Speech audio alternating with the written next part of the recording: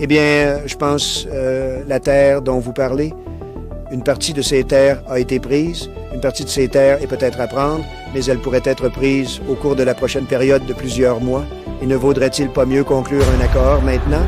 Écoutez, laissez-moi vous dire, ils ont été très courageux, ils se sont battus très dur et continuent de se battre très dur.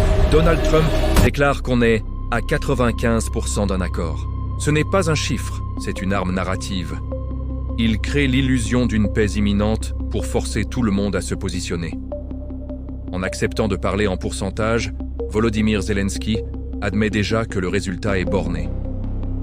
Pendant que l'opinion occidentale se réjouit, les frontières territoriales deviennent soudainement négociables. L'intention réelle? Électorale. Washington veut être celui qui termine la guerre, imposant son calendrier à un conflit européen. Deuxième coup, le discours change. Les terres occupées ne sont plus une invasion, mais un actif à régulariser. La Russie avance un pion structurel sans dire un mot. Une partie du territoire a été prise, une autre serait peut-être à vendre. Ici, c'est le droit international qui recule, remplacé par la logique du fait accompli. Les Européens, eux, sont convoqués à la table, mais jamais pour décider. L'objectif russe est clair, transformer une conquête militaire en une simple formalité administrative. Quand une terre devient vendable, la guerre stratégique est déjà perdue. Troisième coup, Poutine ne réclame plus le Donbass. Il attend que l'autre lui propose la concession. Le mot « référendum » est alors introduit dans la discussion. C'est une brèche irréversible. Pour l'Ukraine, accepter le principe d'un vote, c'est perdre le contrôle du résultat. Pendant ce temps, on parle du droit de vote des millions de réfugiés ukrainiens dispersés en Europe. Mais leur retour n'est jamais planifié. L'intention est double. Figer le front sans l'appeler une défaite et sécuriser les zones riches en minéraux et en industrie.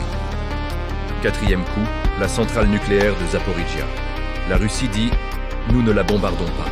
Ce n'est pas une faveur, c'est un levier de pouvoir.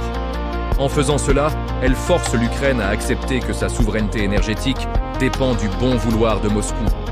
Les médias sont fascinés par le symbole nucléaire, mais ils oublient de voir que le contrôle industriel, lui, est en train de se consolider.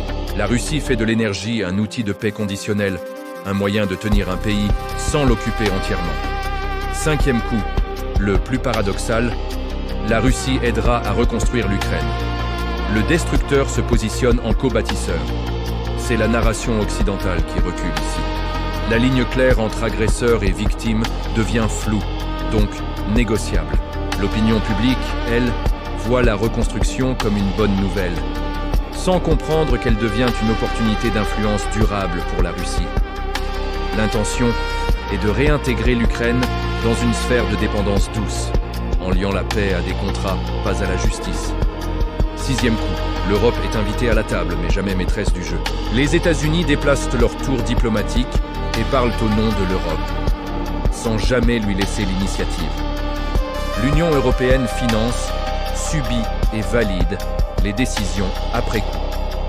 Pendant ce temps, la sécurité des peuples européens est négociée au-dessus de leur tête, sans aucun mandat populaire. C'est une stratégie impériale, garder l'Europe comme un théâtre, pas comme un acteur. Alors, pourquoi tout cela maintenant?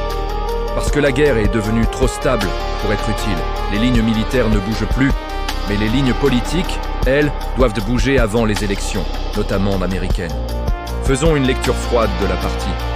La Russie ne cherche plus à gagner du terrain, elle cherche à faire reconnaître ce qu'elle contrôle déjà. L'Ukraine ne négocie plus la victoire, elle négocie sa survie territoriale minimale. Les États-Unis ne cherchent pas la justice, ils cherchent une clôture politique rapide. Et l'Europe, elle paie pour une paix qu'elle ne dessine pas. L'échec stratégique est déjà sur l'échiquier. La paix qui nous est vendue n'est que la formalisation d'une défaite partielle. Le reste, c'est juste de la mise en scène pour nous faire accepter l'inacceptable. Merci d'avoir regardé.